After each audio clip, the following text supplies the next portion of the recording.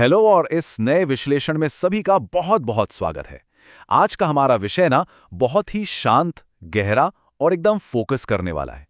देखिए, अक्सर हम बहुत ही जटिल फिलॉसफी को समझने की कोशिश करते हैं, राइट? लेकिन सच कहूं तो कभी-कभी सबसे गहरे अर्थ एक छोटे से वाक्य में ही छुपे होते हैं। आज हम एक ऐसे ही प्राचीन और बहुत ही महत्वपूर्ण विषय का गहराई से विश्लेषण करने वाले हैं, जो सीधा हमारे मन और हमारे आचरण से जुड़ा है। तो चलिए इस बेहद छोटे लेकिन पावरफुल विचार की परतें खोलते हैं। अब इस विषय की गहराई में जाने से पहले जरा इस बुनियादी सवाल पर गौर करते हैं। सांसारिक चीजों को छोड़कर मन को पूरी तरह से आध्यात्मिक दिशाओं में केंद्रित करने का असली मतलब आखिर है क्या? मतलब ये एक ऐसा सवाल है जिसने सदियों से इंसानी सभ्यता को सोचने पर मजबूर किया है। हम सब जानते हैं कि मन की फितरत ही भटकना है ना? ये हमेशा बाहरी दुनिया की तरफ ही भागता है। तो फिर इस चंचल मन को मोड़कर किसी एक परम सत्ता पर टिकाने का ये प्रोसेस असल में कैसा दिखता होगा? आइए इसे डिकोड करते हैं। तो चलिए इसकी गहराई में चलते हैं। अब जो मूल स्रोत हमारे सामने है वो असल में आज के इस पूरे विश्लेषण का बेस है। ये सिर्फ एक लाइन का कोट है, लेकिन यकीन मानिए इसका दार्शनिक वजन बहुत बहुत विशाल है। ये एक बेहद अहम शब्द को डिफाइन करता है और एकदम क्लियर करता है कि असली आचरण क्या होना चाहिए। मतलब ये स्रोत देखने में जितना छोटा है, इसका इम्पैक्ट और इसमें छिपी गहराई उतनी ही ज्यादा है। आइए इस कोट को बहुत ही ध्यान से पढ़ते हैं। यहाँ लिखा है, मन से विषयों का चिंतन न करते हुए एक परमात्मा का निरंतर चिंतन ही ब्रह्मचर्य का आचरण है। ये एक सिंगल वाक्य अपने आप में पूरे ब्रह्मांडी और मानसिक अनुशासन को समेटे हुए है। ये कोई आम सी परिभाषा नहीं है, बल्कि एक पूरी की पूरी गाइड बुक है। आज हम इस एक वाक्य के हर एक हिस्से को बिल्कुल अलग अलग करके देखेंगे, ताकि इसके पीछे का असली विज्ञान हमें बारीकी से समझ आ सके। भाग 1, ब्रह्मचर्य की अवधारणा।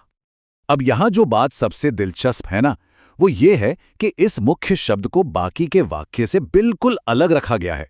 देखिए, आमतौर पर समाज में इस शब्द को लेकर कई तरह की शारीरिक या भौतिक धारणाएं बनी हुई हैं, लेकिन ये स्रोत हमें एक बिल्कुल ही अलग दिशा में ले जाता है। ये एकदम स्पष्ट करता है कि ये कोई फिजिकल एक्टिविटी नहीं है, बल्कि एक विशिष्ट मानसिक और आध्यात्मिक आचरण है। ये लिटरली मन की एक अवस्था है, और बाकी का जो पूरा कोट है वो इसी एक शब्द की अल्टीमेट डेफिनेशन है। भाग 2, सांसारिक वस्तुओं से वैराग्य।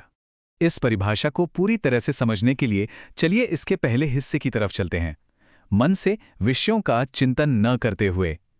इस हिस्से में न शब्द पर गौर करना बहुत जरूरी है। ये एक निषेध है। विषय का मतलब है बाहरी दुनिया की चीजें, हमारी इच्छाएं, भौतिक आकर्षण, और चिंतन का मतलब है लगातार उनके बारे में सोचना। तो ये नियम हमसे कह रहा है कि सिर्फ बाहरी तौर पर चीजों से दूर रहना काफी नहीं है, बल्कि मन से यानी अंदर से उन सांसारिक विषयों के बारे में सोचना बंद करना सबसे पहली और सबसे जरूरी शर्त है। और हम सब जानते हैं कि मन को इस तरह पूरी तरह से खाली करना कितनी मुश्किल प्रक्रिया है। भाग 3, निरंतर ईश्वरीय चिंतन।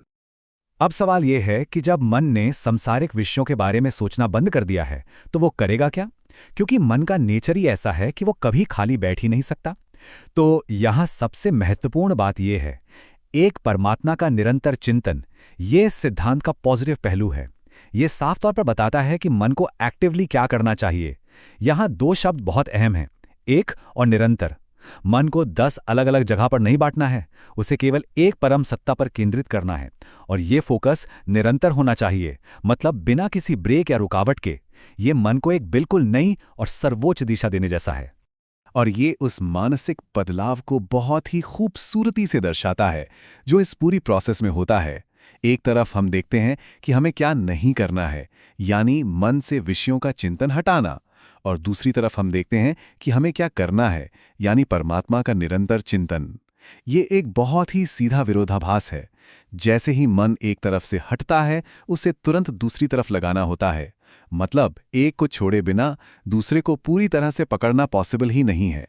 यही नाजुक बैलेंस इस पूरी प्रक्रिया का कोर है। भाग 4, सच्चा अभ्यास। अब हम इस विश्लेषण के बिल्कुल आखिरी पड़ाव पर आ गए हैं। ये कोट इन शब्दों के साथ खत्म होता है, ही ब्रह्मचर्य का आचरण है।